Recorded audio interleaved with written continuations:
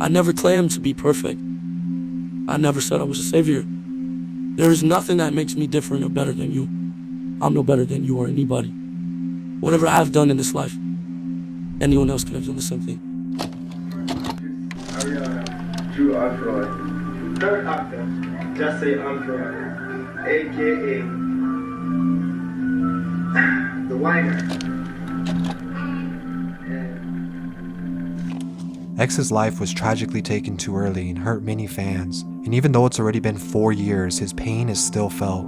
How did a kid who was kicked out of almost every school he attended and had multiple juvenile arrests become the most impactful artist of an entire generation? For this, we have to go back to 1998.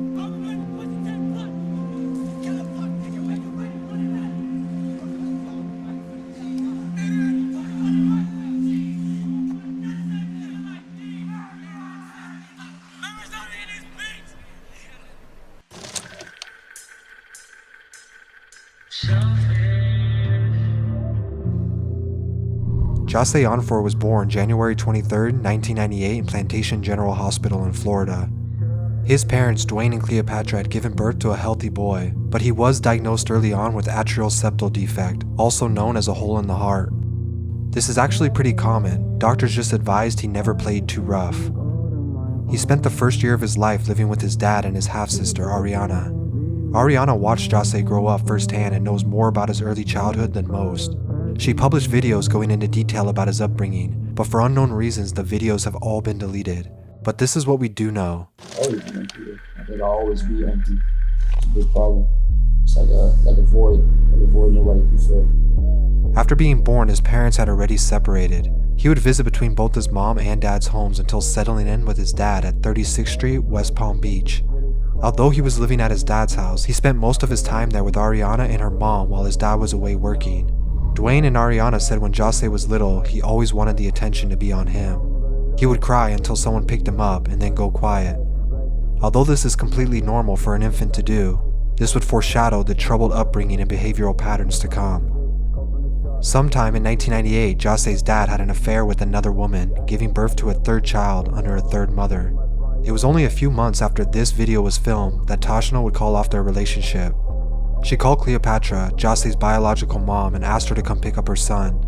They met at a gas station nearby, and from here forward, things were never easy. Dwayne and his half-sister Ariana remained in his life, but under the new living conditions, he mostly only saw them on weekends. Jahseh was now staying in Pompano Beach with his mom. His mom was single, working as a stripper, and couldn't always take care of Jahseh. This meant he would spend a lot of times with various babysitters, or even his uncle. This eventually grew problematic as Jahseh was known to need a lot of attention, and when his mom was home with him, she often brought men with her and gave little to no attention to him. My mom just had me, she was in a situation where, she wanted me around, but she couldn't afford to. She tried to take care of him the best she could, but was dealing with her own problems. Cleopatra always assumed if he had clothes, food, and a place to stay, she was providing everything he needed, but fell short of giving him the attention he deserved. This is partially the reason he felt like an outcast and had very little real friends. He always felt like he wasn't good enough. But people always respected or feared him. Jahseh never liked bullies and he would stand up to them whenever he got the chance, whether it was for himself or other people, he didn't care. However, around 7 years old, a few significant events happened that really affected his view of the world. This is where things get interesting and you really start to understand why he was the way he was.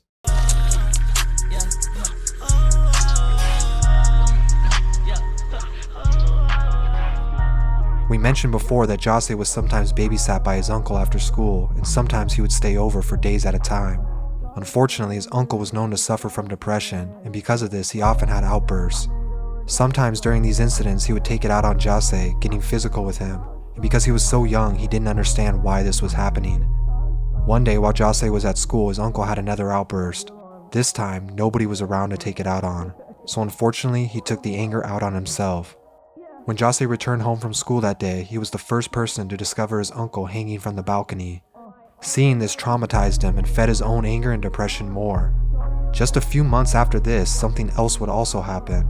A man who was selling drugs and seeing his mother at the time was in their home, and an argument between Cleopatra and him started. Arguing wasn't too uncommon in the house, but after Jahseh heard the dishes being broken in the kitchen, he came out of his room. He then witnessed the man getting physical with his mom as the argument grew out of hand. Jose claims the man would have killed his mom if he didn't do something. He ran, grabbed a piece of broken glass, and jumped on him, biting and cutting him until he left. Although he protected his mom, she became concerned at the same time. This was the first major outburst he had, and it made her realize she needed to pay more attention to him in case he behaved that way again. Over the next few years, as he was transitioning out of elementary school, he would increasingly hate being home while she was away. He dreaded going there just to be alone, but he loved his mom and always went out of his way for her attention. In his own words, he chased her, and over again, Cleo fell short of her promise to give Jose the attention he needed from her.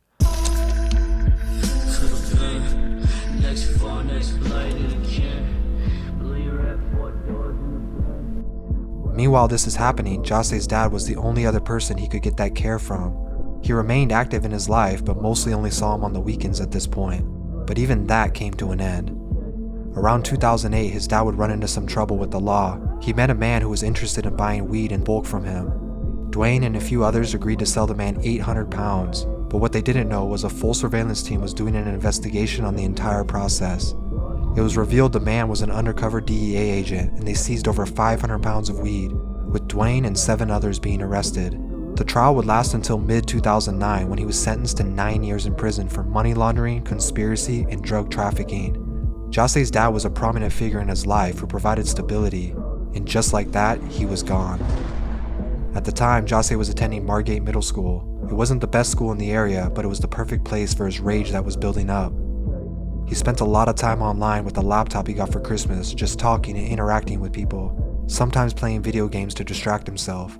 But when he wasn't playing Xbox or PlayStation, he was getting into fights.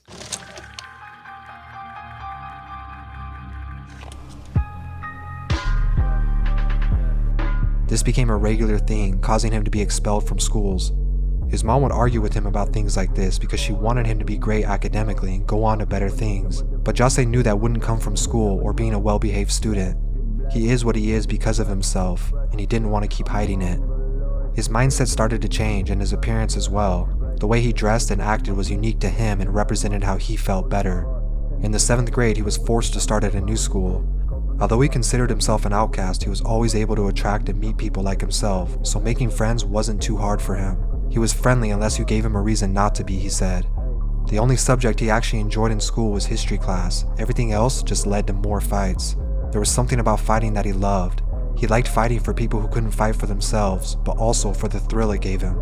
Admittedly, he sometimes fought just because he knew when he went home, his mom would be forced to give him attention after. I chased her, I remember I used to beat at school just to hear my mom yell at me or talk to me. Over the years, this became too stressful for Cleo, and she started leaving him with his aunt or friends for extended periods of time because she couldn't handle it.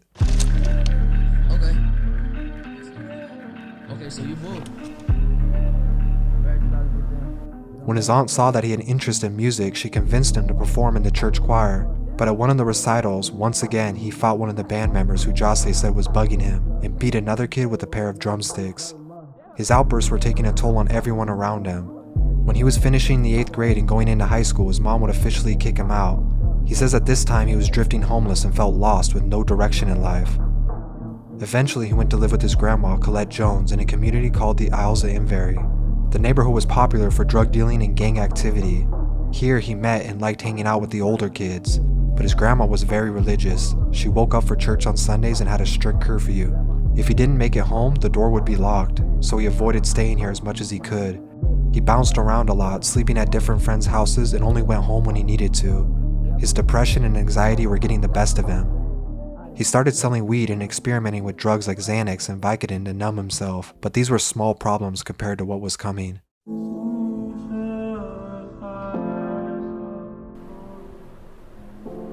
In late 2012, when Jose was 14, he was stopped by officers one night, and they found 21 grams of weed on him.